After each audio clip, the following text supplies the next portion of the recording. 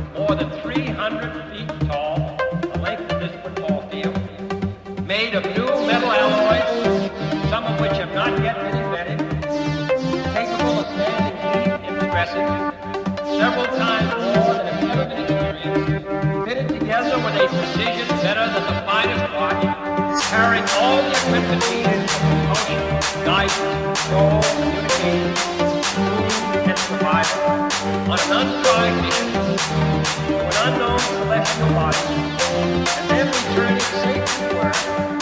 We enter the atmosphere of